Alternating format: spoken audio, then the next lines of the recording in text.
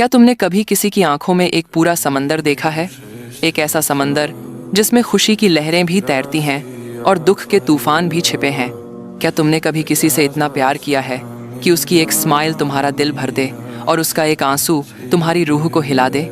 क्या तुमने कभी किसी को चुपके से इतना दर्द सहते देखा है कि उसका दुख देखकर तुम्हारा दिल टूटकर बिखर जाए? अगर हाँ, तो आज तुम सही जगह पर हो, क्योंकि आज हम बात करने वाले हैं उस इंसान की जिसकी ज़िंदगी सिर्फ एक कहानी नहीं बल्कि एक मिसाल है, एक एहसास है, एक ऐसी धुन है जिसमें खुशी के सुर भी हैं और दर्द की सिसकियाँ भी। हम बात कर रहे हैं उस लड़के की जिसके चेहरे पर दुनिया फिदा है, लेकिन जिसके दिल के ज़ख्मों को बहुत कम लोग जानते हैं। हम बात कर रहे हैं किम तैह्युंग, यानी हमारे और तुम्हारे प्यारे वी की। वी का सफ़र उन चमचमाते स्टेज की रंगीन लाइट से शुरू नहीं हुआ था। उनका सफ़र शुरू हुआ था अंधेरे से, उन गलियों से जहां सपने देखना भी एक हिम्मत का काम था। डेगू का एक छोटा सा शहर गियोचांग, जहां एक गरीब किसान परिवार रहता था। एक ऐसा परिवार जिसके लिए 2 वक्त की रोटी कमाना ही ज़िंदगी की सबसे बड़ी जीत थी। वी के मम्मी पापा दिन रात खेतों में मेहनत करते थे। उनके हाथों में मिट्टी की खुशबू थी और माथे पर सूरज की तपिश के निशान। उनकी आंखों में अपने बच्चों के लिए बेहतर कल का सपना था, लेकिन उस सपने तक का रास्ता कांटों से भरा था। तैह्युंग ने बचपन से ही गरीबी को, कमी को और मेहनत को बहुत करीब से देखा था। उन्होंने देखा था कि उनके मम्मी पापा अपनी ज़रूरतों को कैसे भूलकर उनके लिए एक छोटा सा खिलौना लाने की कोशिश करते थे, लेकिन उस छोटे से बच्चे ने कभी सपने देखना नहीं छोड़ा। वो आसमान की तरफ देखता और शायद सोचता होगा, एक दिन मैं इन सितारों से भी ऊपर चमकूंगा। एक दिन मैं अपने मम्मी पापा को इस मेहनत से आज़ाद करूंगा। ये सिर्फ एक बच्चे का ख्वाब नहीं था, ये एक वादा था जो उसने खुद से किया था। ज़िंदगी की मजबूरियों ने वी के मम्मी पापा को एक मुश्किल फ़ैसला लेने पर मजबूर किया। उन्होंने वी को उनकी दादी के पास भेज दिया ताकि वो काम कर सकें और घर चला सकें। और यही वो पल था जब वी की ज़िंदगी में एक फ़रिश्ता आया, उनकी दादी। वो सिर्फ उनकी दादी नहीं थी, वो उनकी माँ थीं, उनकी बेस्ट फ्रेंड थीं, उनकी राजदार थीं और इस बेरहम दुनिया में उनका सुकून थीं। 14 साल, पूरे 14 साल उस औरत ने अपनी ज़िंदगी का हर पल तैह्युंग को दे दिया। वो उन्हें कहानियाँ सुनाती, उनके बाल संवारती, उनकी हर छोटी बड़ी ज़िद पूरी करती। वी ने खुद एक इंटरव्यू में कहा था, उन्होंने मुझे अपने बच्चे से भी ज़्यादा प्यार दिया, वो मेरी सब कुछ थी। उनकी दादी ने उनके अंदर के आर्टिस्ट को पहचान लिया था। वो हमेशा कहती, तैह्युंग तू बहुत ख़ास है, एक दिन मैं तुझे टीवी पर देखूंगी, पूरी दुनिया तुझे देखेगी। ये सिर्फ शब्द नहीं थे, ये वो बीज थे जो उनकी दादी ने वी के दिल में बोए थे, और यही बीज एक दिन पूरी दुनिया में चमकने वाला था। अपनी दादी के सपने को आंखों में लिए वी ने आगे बढ़ना शुरू किया। उन्होंने सैक्सोफोन सीखना शुरू किया, इस उम्मीद में कि शायद म्यूज़िक उन्हें उनकी मंजिल तक ले जाए। उन्होंने डांस सीखा, गाना सीखा। वो हर पल खुद को बेहतर बनाने में जुटे थे। और फिर वो दिन आया जिसने सब कुछ बदल दिया। उनके एक दोस्त बिग हिट एंटरटेनमेंट के ऑडिशन के लिए जा रहे थे और वी सिर्फ उनका हौसला बढ़ाने साथ गए थे। उनका ऑडिशन देने का कोई इरादा नहीं था, लेकिन किस्मत को कुछ और ही मंजूर था। वहाँ किसी ने उनसे पूछा, तुम ऑडिशन क्यों नहीं देते? हिचकिचाते हुए, बिना किसी तैयारी के उस लड़के ने ऑडिशन दिया। और हैरानी की बात ये थी कि उस दिन डेगू से सिलेक्ट होने वाला वो अकेला इंसान था। एक लड़का जो सिर्फ अपने दोस्त के लिए गया था, अब खुद एक के-पॉप ट्रेनी बनने जा रहा था। डेगू के उस छोटे से गांव से सियोल के बड़े शहर तक का सफ़र एक सपने की हकीकत बनने जैसा था, लेकिन ये रास्ता आसान नहीं था। ट्रेनिंग के दिन वी के लिए सबसे मुश्किल और अकेले दिन थे। उन्हें हिडन मेंबर बनाकर रखा गया था। इसका मतलब था कि जब बाकी 6 मेंबर्स वीलॉग्स बनाते, फैंस से मिलते, अपनी ज़िंदगी सोशल मीडिया पर शेयर करते, तब वी को पर्दे के पीछे अंधेरे में रहना पड़ता था। ज़रा सोचो उस लड़के के दिल पर क्या बीती होगी। वो अपने दोस्तों को, अपने भाइयों को कैमरे के सामने हंसते मुस्कुराते देखता और ख़ुद एक कोने में खड़ा रहता। वो उनके साथ हर प्रैक्टिस में पसीना बहाता, हर गाने में अपनी आवाज़ देता, लेकिन दुनिया के सामने उसका कोई वजूद नहीं था।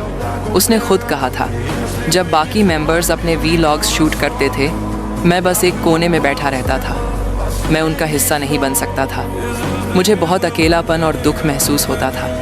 मैं सोचता था, क्या मुझे टीम से निकाल दिया जाएगा? लेकिन वी ने हार नहीं मानी। वो हर दिन उस अंधेरे कमरे में यही सपना देखता कि एक दिन ये पर्दा हटेगा और दुनिया उसे देखेगी।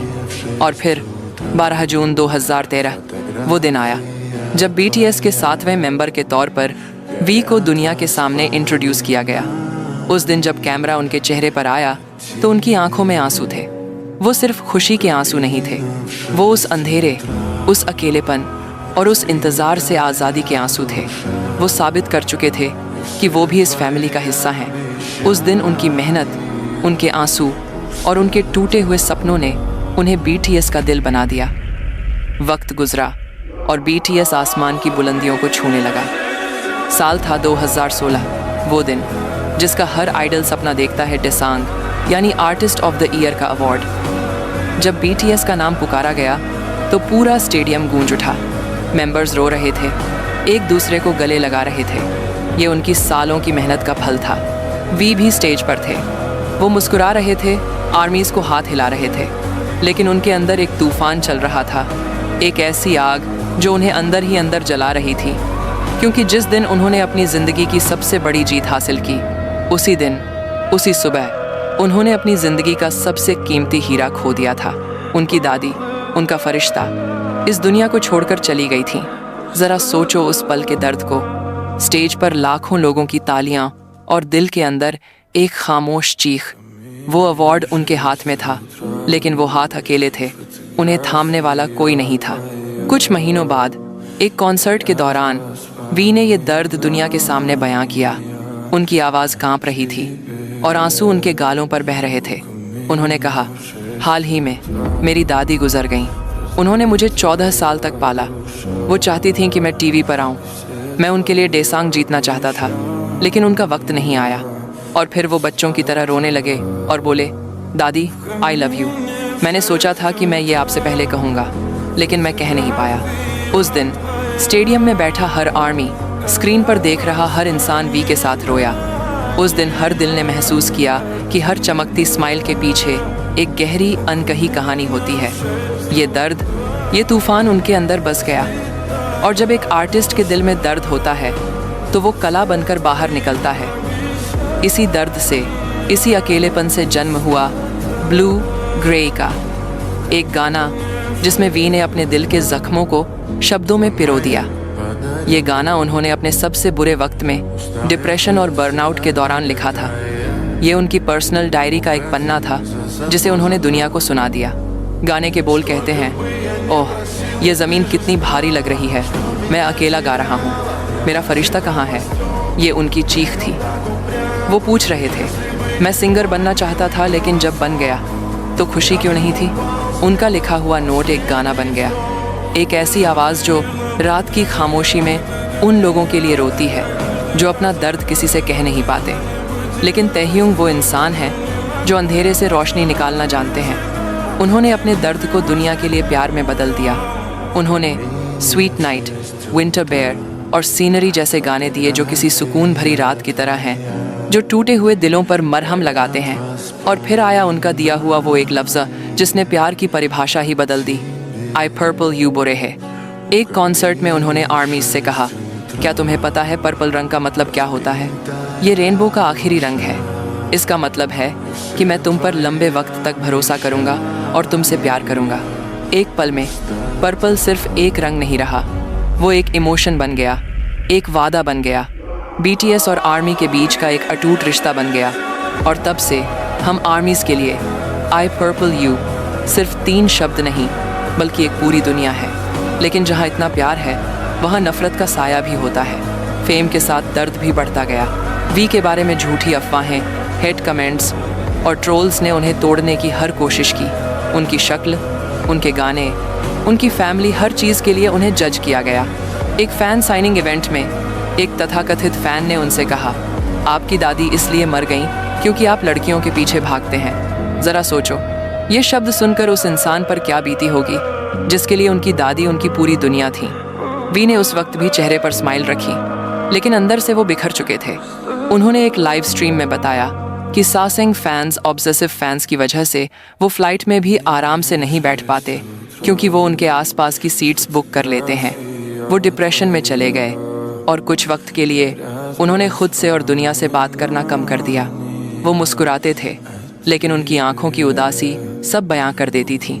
लेकिन किम तहयुंग एक फाइटर हैं। उन्होंने फिर भी हार नहीं मानी। उन्होंने अपने दर्द को, अपनी तकलीफ को अपनी कला में बदला। उनका हर गाना, उनकी हर पेंटिंग, उनकी हर तस्वीर एक कहानी कहने लगी कि चाहे दुनिया तुम्हारे साथ कितना भी बुरा करे, तुम बस अपना दिल सच्चा और साफ रखो। आज वो सिर्फ एक पॉप आइडल नहीं है, वो एक मिसाल बन गए हैं, एक inspiration. World's most handsome man का टाइटल उन्हें बार बार मिलता है, लेकिन उनके लिए खूबसूरती का मतलब सिर्फ चेहरा नहीं, बल्कि दिल का सुकून और रूह की सच्चाई है। उन्होंने आर्मीज़ को सिखाया, जैसे हो वैसे ही खुद को अपनाओ। उन्होंने सिखाया कि कमज़ोर होना गलत नहीं है, बस हार मान लेना गलत है। उन्होंने सिखाया कि चाहे दुनिया तुम्हें समझे या ना समझे, बस खुद पर भरोसा रखो। वो डेगू का लड़का जो खेतों में अपने मम्मी पापा को काम करते देखता था, आज दुनिया के सबसे बड़े स्टेज पर परफॉर्म करता है। वो लड़का जिसे पर्दे के पीछे छुपाया गया था, आज उसकी एक झलक के लिए दुनिया दीवानी है। वो लड़का जिसने अपनी दादी को खो दिया, आज लाखों करोड़ों दिलों की धड़कन बन गया है। अगर तुम वी से प्यार करते हो, अगर उनकी कहानी ने तुम्हारे दिल को छुआ है, अगर तुमने उनसे कुछ भी सीखा है, तो इस कहानी को लाइक करके अपना प्यार दिखाओ और हमारे चैनल द ब्रेव मैन को सब्सक्राइब करो, ताकि हम और तुम मिलकर BTS के दिल के और करीब जा सकें और ऐसी ही कहानियाँ सुनते रहें। मैं भी एक आर्मी हूँ और इस नाते मैं चाहती हूँ कि हम सब आर्मीज़ हमेशा एक फैमिली की तरह एकजुट रहें, क्योंकि हम ही वो लोग हैं जो BTS के दर्द, उनके आंसुओं, उनकी मेहनत और उनकी स्माइल के पीछे की वजह को सचमुच समझ सकते हैं। जैसे BTS के सातों मेंबर्स एक दूसरे का हाथ थामकर हर तूफान से लड़ जाते हैं, वैसे ही हम आर्मीज़ भी एक दूसरे का सहारा बनेंगे। एक फैमिली, एक दिल, एक सपना। और हमेशा याद रखो, I purple you।